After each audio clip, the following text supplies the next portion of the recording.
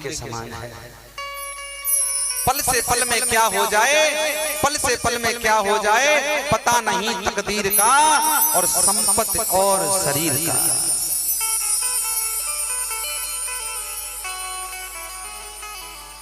पानी के बबूले जैसी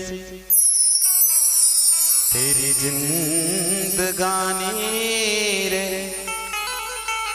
वो बच्चा एक दिन प्राणांत हो जाता है। बच्चे का ध्यान से सुनो, जब बच्चे का प्राणांत हो गया तो वो उसको लेने के लिए यम के दूत आए, और यम के दूत आने के बाद में यमराज के पास में पेश किया गया। यमराज के सामने जाकर के और जब उसको रखा, यमराज कहने लगा तूने जीवन भर पाप किया है, तूने कभी अपने माँ बाप की बात नहीं मानी, तूने अपने कभी गुरुजनों की बात नहीं मानी, तूने कभी सत्संग नहीं सुना, तूने कभी भगवान का नाम नहीं लिया, तूने पूरे जीवन पाप किया है और ये तुझे भोगना पड़ेगा।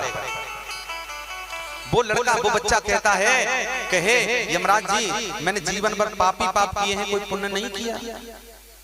मेरी जिंदगी में, मेरे 25 वर्ष की आयु में एक भी पुण्य नहीं है क्या? तो वो यमराज कहता है, क्या कहता है बताऊं कि नहीं? क्या कहता है कि तुमने पूरी जिंदगी में एक बार, कुछ संतों के कहने से एक बार, मात्र एक बार तुमने राधे राधे नाम बोला है, राधा नाम उच्चारण किया है। तो वो बच्चा कहता है क्या ये पुण्य नहीं है? क्या ये पुण्य नहीं है क्या? तो वो यमराज कहता है कि ये बहुत बड़ा पुण्य है, लेकिन जीवन में एक पुण्य है और बाकी सब तेरे पाप है। बता क्या भोगेगा, पहले पुण्य भोगेगा या पाप भोगेगा?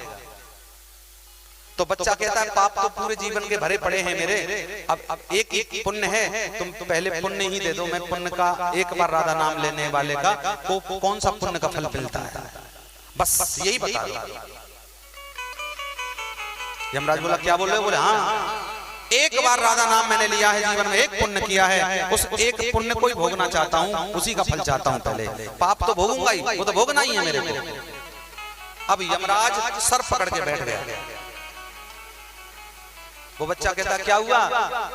बोले भाई मेरे को सब चीज की मालूम है, लेकिन यही मालूम नहीं है कि राधा नाम लेने वाले को कौन सा फल मिलता है, ये मालूम नहीं है। तो बोले मैं तो पहले फल भोगूंगा। तो यमराज कहने लगा ठीक है, अगर तुम फल भोगोगे तो ऐसा नहीं है, मुझसे भी ऊपर है कुछ हाई कमान। कौन? बोले ब्रह्मा जी के पास चलते हैं, उनको तो मालूम होगी, उन्होंने तो सृष्टि रची है कि नहीं? ब्रह्मा जी के पास में पहुंचे। वो बच्चा कहता है मैं ऐसे नहीं चलूंगा। कैसे चलेगा? बोले मुझे अपने कंधों पे बैठा लो। बोले मैं कंधों पे? यमराज कहता है मैं कंधों पे नहीं बैठा लूंगा। तो बच्चा कहता है तो फिर मैं भी नहीं जाऊंगा। जाओ चलो चलो। उस ब्रह्मा ने अपने कंधे पे, उस यमराज ने अपने कंधे पे उनको बैठा लिया, उस बच्चे को, और लेकर के ब्रह्मा जी के पास में गए। ब्रह्मा जी ने स्तुति की और मनाया और यमराज का स्वागत किया। आज यमराज सुबह सुबह कैसे मेरे दरवाजे पे आए हो? बोले ये बच्चा लेके आया है, एक बार राधा नाम लेने वाले को कौन सी गति मिलती है ये बता दो। ब्रह्मा जी बोले राम कहने वाले को मालूम है, श्याम कहने वाले की मालूम है, समझे, शंकर कहने वाले की मालूम है, लेकिन राधा के नाम लेने वाले को कौन सी परम गति प्राप्त होती है ये तो इस बाप दादा ब्रह्मा को भी मालूम नहीं है। तो अब क्या करें? बोले एक काम करो, जिसकी वो आराध्य है, आराध्य किसकी है? सर्वेश्वर भगवान श्री कृष्ण की। उस कृष्ण के पास चलते हैं। भगवान श्री कृष्ण के पास में पहुंचे और वो बच्चा, ब्रह्मा जी अब कहने लगा यमराज से, अब मुझे तुम्हारे कंधे पे बैठने का आनंद नहीं आ रहा है, अब मैं ब्रह्मा जी के कंधे पे बैठूंगा। ब्रह्मा जी बोले मैं नहीं बैठा लूंगा तेरे को, मैंने आज तक कभी किसी को नहीं बैठा ला। बोले क्यों? बाबा भोलेनाथ को नहीं बैठा था क्या? मुझे बैठा लो। बाबा भोलेनाथ ने तुम्हारे 5 सिर से 4 सिर कर दिए थे, अपने नाखून से सर काट दिया था तुम्हारा। ब्रह्मा विष्णु महेश, आदि राम और आदि गणेश, ये 5 शक्तियां उत्पन्न हुई थी अष्टांगिनी शक्ति के द्वारा। इनकी मां थी अष्टांगिनी। कहते हैं ब्रह्मा के पिता कौन है, विष्णु के पिता कौन है, शंकर के पिता कौन है? तो इनकी पिता मां एक ही है, अष्टांगिनी। अष्टांगिनी से इनका जन्म हुआ था। और दो शक्तियां और पैदा हुई थी। कौन? आदि राम। दशरथ के राम नहीं, राम से भी पहले होती राम राम है, वो आदि राम।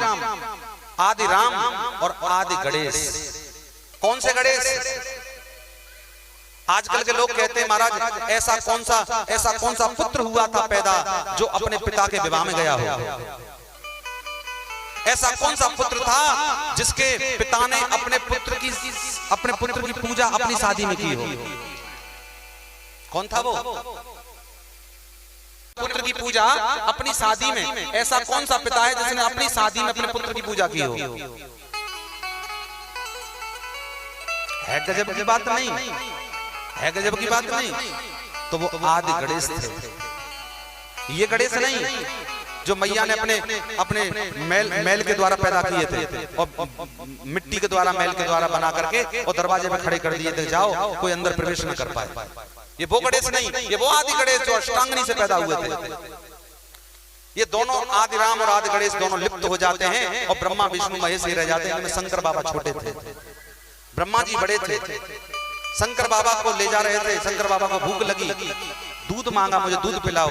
माँ भी लुप्त हो गई, अब बच्चा दूध के लिए बिलखता है, फड़फड़ाने लगे। ब्रह्मा जी सबसे बड़े थे, ब्रह्मा जी ने बहुत समझाया लेकिन नहीं समझे, बाल हटे ना, नहीं माने, मुझे दूध चाहिए दूध चाहिए। ब्रह्मा जी ने क्या किया, अपनी ये वाली उंगली और लेकर के और बाबा भोलेनाथ के मुंह में दे दी।